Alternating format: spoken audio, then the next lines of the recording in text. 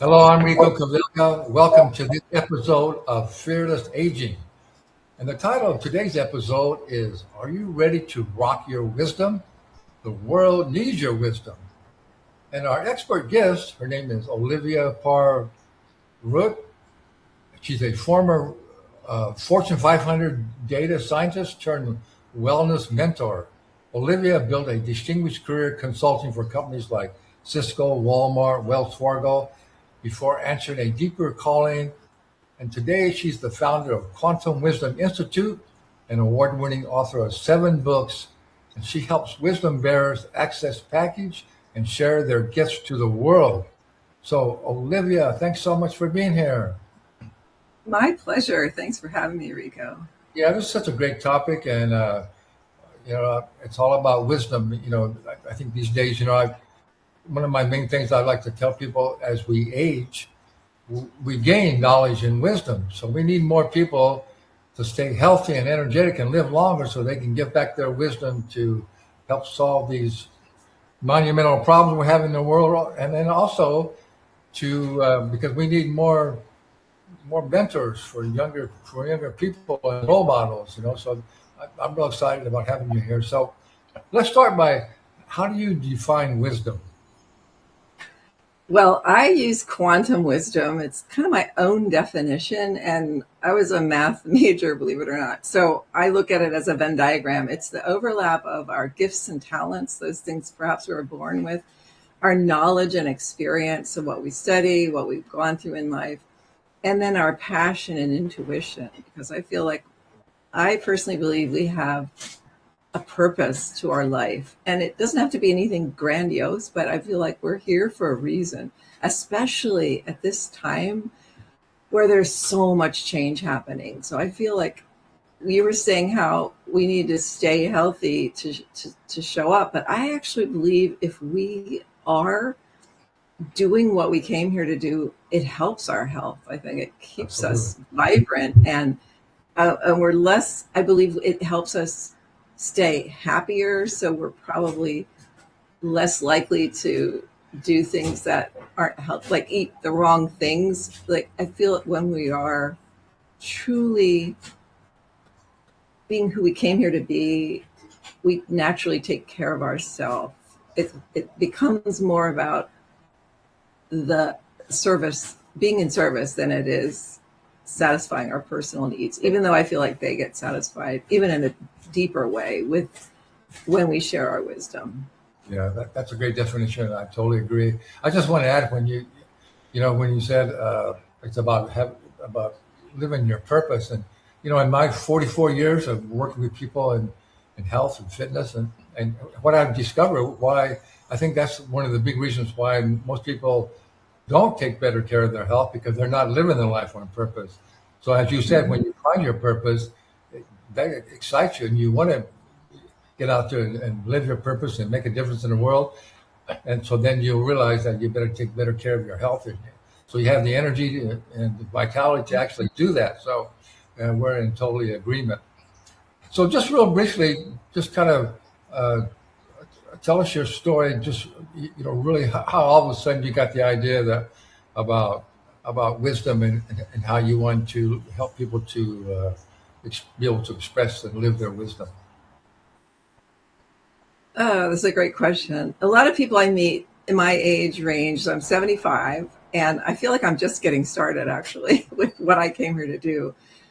But I find a lot of people that are stepping out and sharing wisdom had difficulties in their life. And I know I did. I had a lot of loss as a child. I lost both my parents very young and then almost died in a car accident when I was 19. And that piece is, it's interesting because I was in the hospital for almost a year with a broken femur and I, yeah, lots of bad stuff. So when I got out, I was really sick, mostly just from being in the hospital and being on antibiotics and laxatives and painkillers for a year. So my whole digestive system didn't work. And so in my 20s, I found alternative healing and started eating organically. And I wrote a book called 77 Secrets. It's behind me. 77 Secrets to Amazing Aging, where I share, and a big part of it is physical, that what we put in our body and how we move our body and keep our body flexible, all that stuff.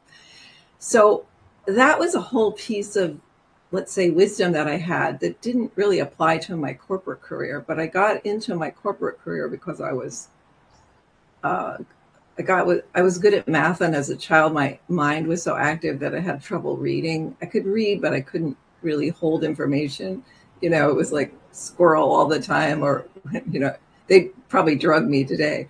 Anyway, and so I studied math and ended up being a data scientist, which was fun in a way. It was like getting paid well to solve puzzles all day, but it never had that deeper soul meaning. And so as a result of the early losses and trauma, I got into my own healing work in my 40s and really dove into spirituality. I think that's when I went through my dark night of the soul, that really hard part of my life where I had to think about why I was here.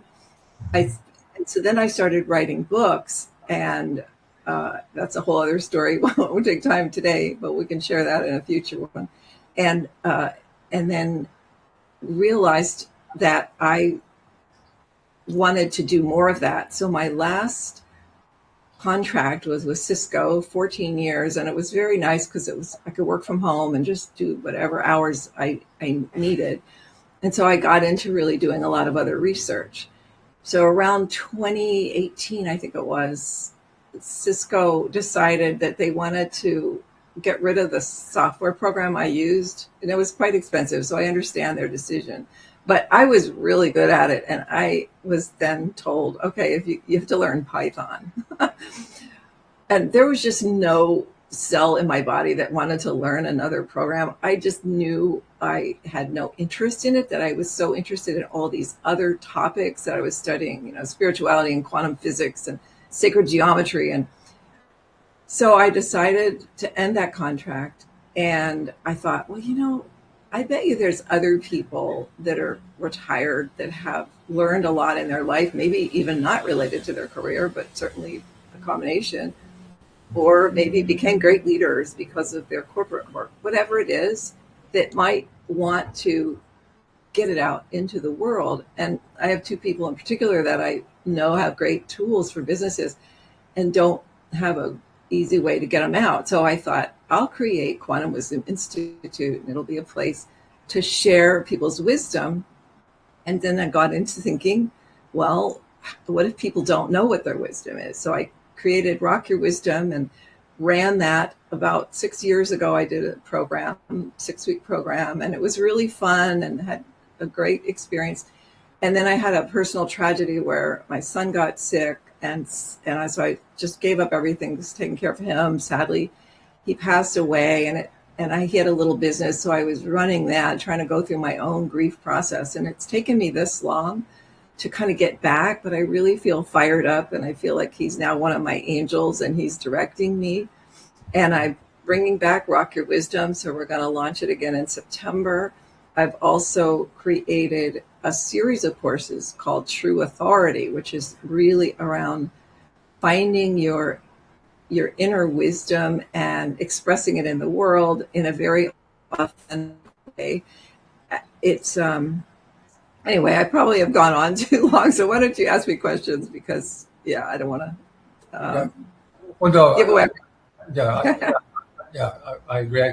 Well, I totally like that. As I mentioned at the very start, it's one of our things here at my business, Ageless Living Lifestyle, is that, again, like I mentioned, I want to show people how they can really, help to avoid disease and old age and live a lot healthier, long lives, so they can, as you said, share their knowledge and wisdom to help solve all these problems and to be mentors, role models. So I think that's so important. So I think you're offering a great service to help people to discover their wisdom, because everybody has wisdom, and I think you're right. A lot of people probably don't even realize that they have any wise things to offer. So I think that's such an important thing. So I just want to say, I forgot to say before. Mm-hmm. There's kind of a funny short little definition of wisdom I like to tell people. It goes, Intelligence is learning from your mistakes, and wisdom is learning from other people's mistakes. Oh, that's good. That's really good. I like that. I mean, why not learn from both, right? But we definitely have to. We're all going to make mistakes too, so we got to learn from those as well. No question about it. Yeah. So, we'll just talk a little bit about how you actually help people, discover. So, if someone comes to you saying, I want to work with you. I need to learn more about my purpose and how I can be wiser, share my wisdom. How do you go about that? Just talk real kind of briefly how you can help people do that. Well, I work with groups because that really helps people hear other ideas. Hmm. And I could give away I have some assessments that help people understand what's their natural path, or are they a healer or a guide or a visionary, or uh, just what is their way perhaps. And we really need them all developed to some extent, but it's really helpful. I tell people, just as a way of, let's say you don't have a clue, look for times, like spend a week tracking things you're doing when you forget about time. So those things that sort of you're passionate about, and you can't believe 3 hours went by and you were whatever you were doing. That's a clue to your unique wisdom. Another great tactic is, it's a little morbid perhaps, but write your own obituary, because once we're gone, we can't take any of our wealth with us or any of our physical attributes, right? It's just, what have we left? What was our legacy? How would you want to be remembered after you're gone? And there's a great saying, I wish I knew who said it. I'm going to have to find out, but it's a, don't die with your music left in you. Yeah. And I'll share as well that one of the things that motivates me, I do believe that we have multiple lifetimes. So I thought, okay, if I know what I'm here to do, because it's been my strong intuition that this is my role now, is to help people share their wisdom. But things scare me. I mean, I was terrified to even do this a couple of years ago. It's amazing what we can do if we just try it, and make mistakes as well.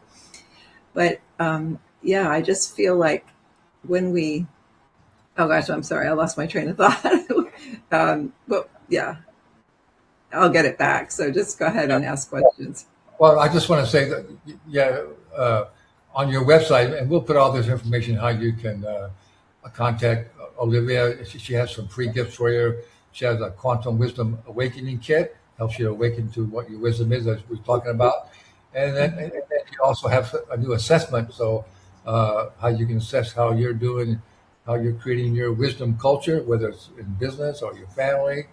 So those will be real valuable for you. So we'll put those links in the show description, so you'll be able to contact Olivia. Well, what I just want to add to you, as you said, just uh, uh, being aware of what. How did you say that you were? So one way to connect with your wisdom is take some time out and just Right. being aware of what you're feeling or thinking, or what you've been doing, or what you've been enjoying and experiencing. Hmm. Well, I think another thing that really helps, and this is what I did, was I think it really. Oh yeah, you said to write your obituary, but another thing Right. is to actually is to write your own autobiography. It's so. Mm. I just recently did that, and it's so amazing when you go back and look at your life.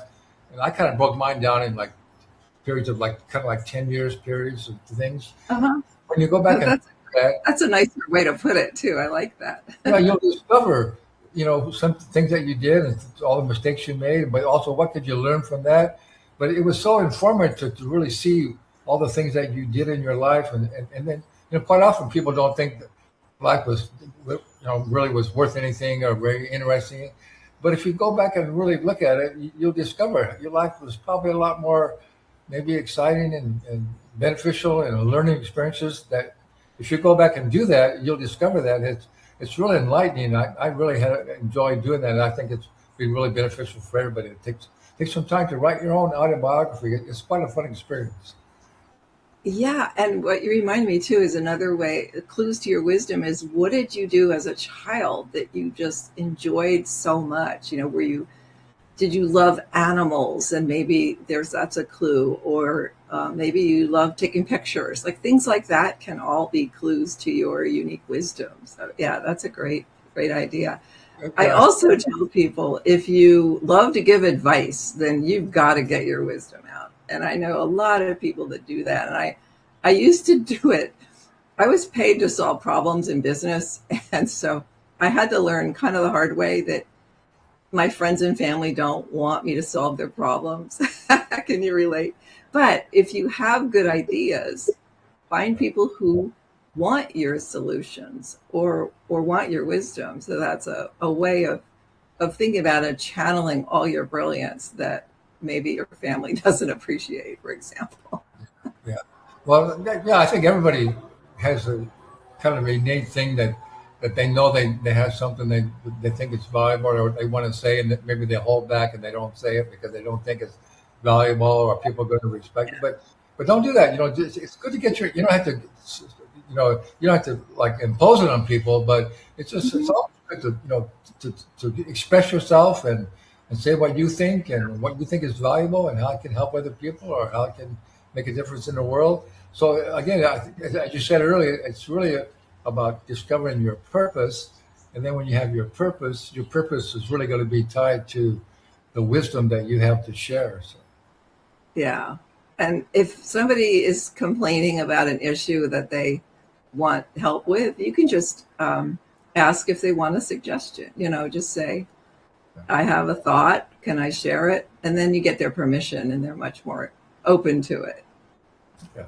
So I just want to mention too, before we're just about out of time here, a couple more minutes, as we are launching a new uh, membership site. It's called the Ageless Living Club. It's going to be for primarily for people. It can be for any age, but people that are over 50 who want to age well and live a much longer, productive, wise, wisdom life, and not end up like most people becoming old and sick and dying way too young.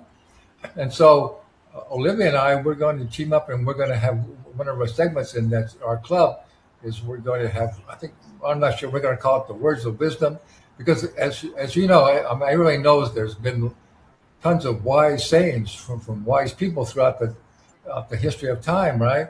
And so I think most people appreciate those kind of wise sayings, but we just kind of say, "Oh yeah, that's really cool," but then we kind of forget about it and we don't actually apply it. So we're going to bring you some of those really wise sayings, and then we're going to discuss really what that means and how you can apply it in your daily life. So I think that's going to be a lot of fun and real valuable for people.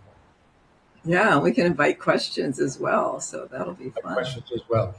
All right, so we'll in another segment we'll definitely let you know when the Ageless Living Club is going to be launched.